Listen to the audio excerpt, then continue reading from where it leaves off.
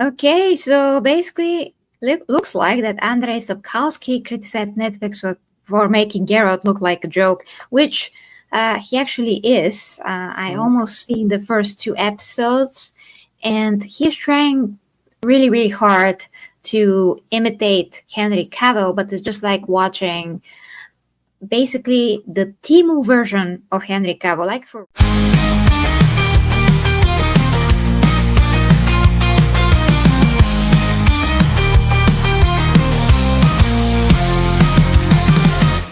Real. He really tries, to his credit. I mean, Liam, that is, but he doesn't have character somehow in his face, and the way that he does things is just imitation. But there is nothing from himself that he actually brings to the table. So the soul of The Witcher really is missing here.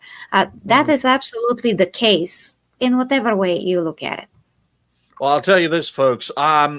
You couldn't pay me $1 million to pronounce this guy's name correctly. Okay, folks, I'll just make that quite clear. Also, there's a reason Chris Hemsworth got hired for the role of Thor, not Liam Hemsworth.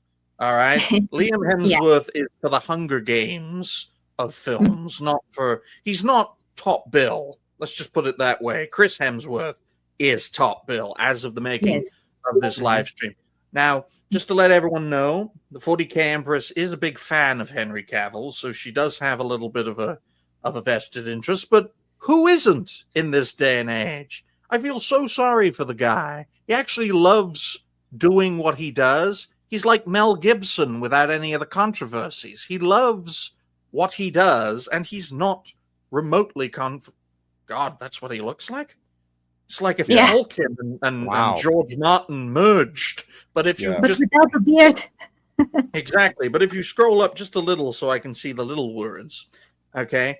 I'm just going to call him Andre. Andre, the Polish mastermind behind the Witcher saga, has unleashed a blistering critique on Netflix's direction. Quote, "This is not my Witcher," unquote. But let's not forget, it was a game you had nothing to do with that propelled the franchise into the stars. So that's true. Just bear that in mind. I know The Witcher 2 is also a good game, but it wasn't super amazing. Okay. Exactly right. Andre thundered in a recent October 2025 interview. The author zeroed in on Liam Hemsworth's casting as Geralt for season 4. How they managed to get through 3 seasons, I do not know. He accused the adaptation of turning his stoic monster slayer into a hollow caricature. Fans worldwide echoed his outrage online. And folks, just to let everyone know, a picture tells 1,000 words, all right? Liam Hemsworth as Geralt reminds me of we have Thor at home. It's like you see Thor as Chris Hemsworth, and you have Thor at home, which is Liam Hemsworth. He looks like Thor. Doesn't look like Geralt of Rivia. Yeah, I can kind of see that a little bit. Yeah. In fact, a great recasting for Thor would be from Chris Hemsworth to Liam Hemsworth. How about that? That'd be an interesting casting change, wouldn't it? Yeah, that would be very interesting because they do look alike a lot. Liam is very muscular, very tall. He's 193 centimeters, which is taller than Henry Cavill, which is who is 185. Yeah, Henry Cavill's like 6'1". Chris Hemsworth is like 6'3". Yeah. Yeah, I'm just talking centimeters because that is the metric system is what. No, you're good. You're good. It's Thanks all right. for translating it for me, though. But I will make it clear, guys and gal, right? If I was, what's his name? Who's that Marvel guy? I forgot his name. Who's in charge of Marvel? I've completely blanked on his name. Feige? Kevin Feige? Yeah, if I was Kevin Feige, I would literally greenlight a Thor film in which Thor gets cloned and Thor fights Thor, starring Chris and Liam Hemsworth. I think that would be a silly MCU film where everyone gets cloned. Enough with the Marvel. Let's let it die. kill it, end it. I will never let it die. Do you know what we should let? Do you know what we should let die, Legion? The Black Vampire. Lawrence Fishburne is a fantastic actor, but he shouldn't be playing Regis. Okay, only Blade is allowed to be a black vampire. Okay, only Blade. Also at the same time, look at the success from Deadpool and Wolverine. And you know what? You had to scrap your Blade movie because of it, because there's only one Blade. There's only ever going to be one Blade. You know what? It writes itself. The check writes itself. People would go see another Blade movie with Wesley Snipes in it right now. I'm going to tell you that. It's not a hard concept. You think so after the third one? Because after the third one, he was being kind of a diva. I mean, here and there. Well, I mean, because he's a classic movie star. I mean, Wesley Snipes is a classic movie star.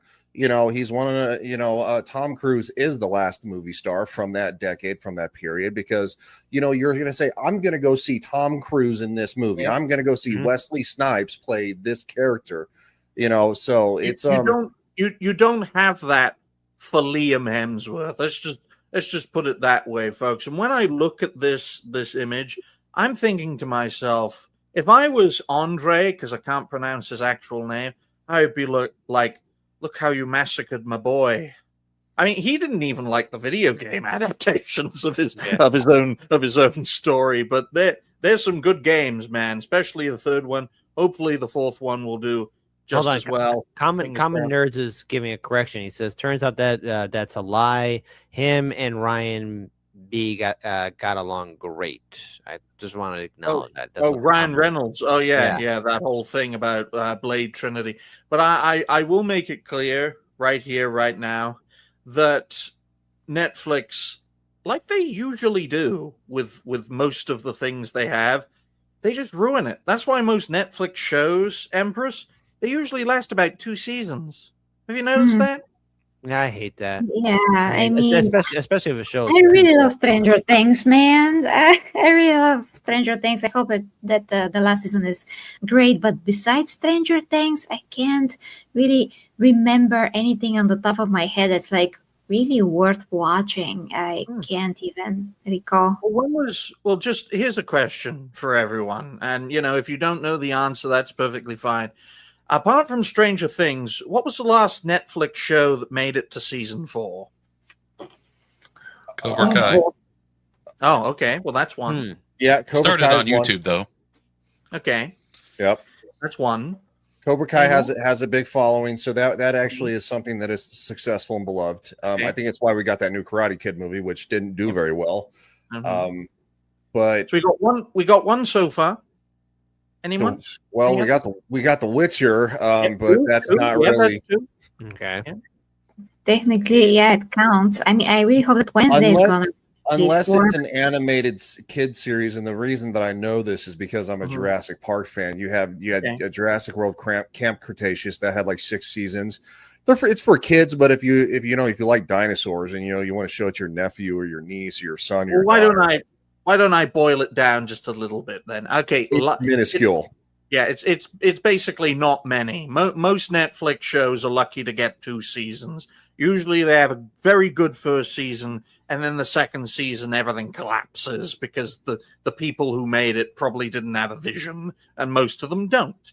But I think it's very important to point out that if you don't have the respect of your author, the guy who really started it's usually a red flag. Okay, not as much in this instance because Andre, which is what I call him, laid the foundation for the Witcher franchise. But let's face it, if it was just up to him, we wouldn't have really known about it. I mean, Vex and Naomi have examples in the chat, so I didn't know about some of these shows. I've never seen them, but I do know Orange is the New Black. So, yeah, that does help. Thank you for. In fact, thank you to the chat. Great fucking show. Yes, Hey guys, before I continue on, hey guys, you guys in the chat know more about this than us. You should be on this show. But Andre's words cut deep during a Warsaw book signing event. He lamented Geralt's loss of soul under Hemsworth's portrayal, in which Andre stated, Henry Cavill breathed life into the White Wolf. What What a endorsement that is. Wow, he said firmly. Cavill's departure after season 3 left a void Andre deems unfillable. The writer's frustration stems from years of adaptation disputes. Netflix's choices, he claims, mock the novel's depth. And just to provide a little more context before we get panel perspectives, quote, Henry Cavill embodied Geralt with unmatched dedication and physicality. Fuck. He trained relentlessly to master swordplay. What kind of swordplay? And horsemanship. Well, not that one, you weirdo. Cavill studied the books, pushed for lore accuracy on set, and got pushed back as a result. His gravelly voice captured the Witcher's weary wisdom perfectly, and fans praised his nuanced performance across 3 seasons. Andre himself nodded approval in past interviews. It should have been nodded in approval, so whoever wrote this is a twat. Or typed this, rather. Cavill's exit shocked the fandom profoundly. Well, I honestly think it shouldn't have, right? Look at the comparison. Oh, yeah, it's night and day. No. He has that character. He has a lot of character in his face. And It's Liam Temu version. It's a Temu Exactly. version. Come on, guys. Exactly. Well, One more thing before panel perspective. Okay, folks. I feel sorry for Henry Cavill because every time he puts his heart and soul into something, it throws him under the bus. Okay, Henry, piece of advice. You probably never hear this, but piece of advice. Don't give a fuck about your next project, and it might just succeed. You know, Well, that's not gonna happen. wait, It's disregard Warhammer. that. Disregard that command. No.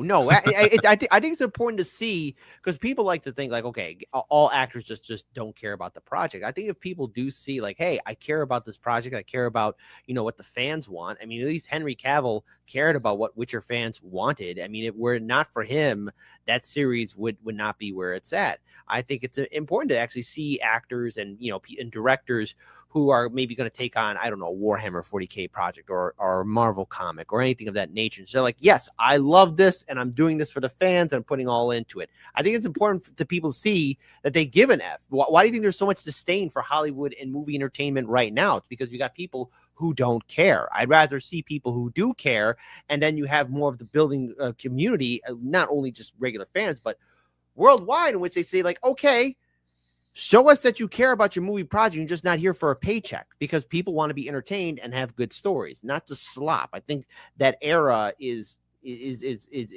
of the people who don't care is going to have to come to an end. Otherwise, we all know what's going to happen to Hollywood. It's going to implode. I mean, that's going to happen regardless. Show me a person who cares, and I will invest my time into that person. I just want to be a person who's just there like a far in the wind. Oh yeah. And besides, recently they just use famous IPs to push whatever they want to push.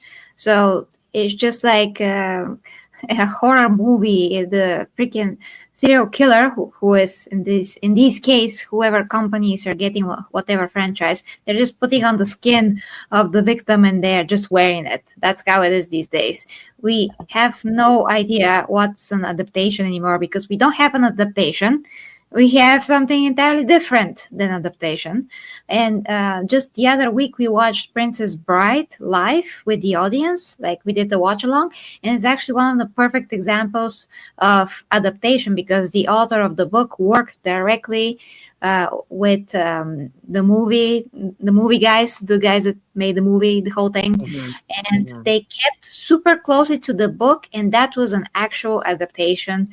True and true, but in today's times, what is actually an adaptation? When you take the first episode of the previous season that Henry was in, I think that was exactly by one of the stories of the books that I also read, but everything else was very loosely based, like from here and there, just slap things together, whatever, who cares?